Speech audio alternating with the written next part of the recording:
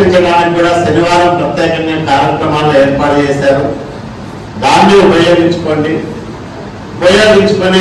మీరందరూ ఉపాధ్యాయులుగా మారాలని, మీ కుటుంబాలకు ఆసరాగా నిలబడడంతో పాటు సమాజానికి ఉపయోగపడే విధంగా మీ భవిష్యత్తు ఉండాలని మనసారా కోరుకుంటూ అందరికీ ఖచ్చితంగా డిఎస్సిలో పాస్ అయి ఉద్యోగాలు పొందాలనే బలమైన కోరిక మీ అందరిలో ఉందనే అభిప్రాయం మాకందరికి కలుగుతా ఉంది.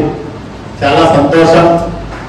మేమందరూ కోరుకునేది ఒకటే, దయచేసి మీ అందరికీ నేను ఒకటే విజ్ఞప్తి చేస్తా ఉన్నా, ఎవరు కూడా విశ్రమించద్దండి.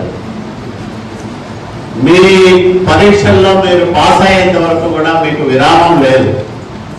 నిరంతరం కష్టపడండి.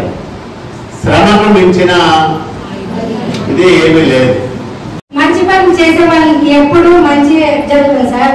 ఇప్పుడు ఏదైతే మనం అంటే ఒకరు ఖాళీ కడువు, ఒకరు ఫుల్ కడువు ఎక్కువ పోతుంటారు. కానీ ఖాళీ కడువులో ఉండే నీళ్ళు నడుచుకుంటూ పోతూ ఉంటే కలిగి నీళ్ళని కరగకపోతాయి సార్. నిండ కడువులో ఉండే నీళ్ళు స్థిరంగా ఎప్పుడు అలాగే ఉంటాయి సార్. మీరు ఎప్పుడు అలాగే స్థిరంగా ఉంటూ మంచి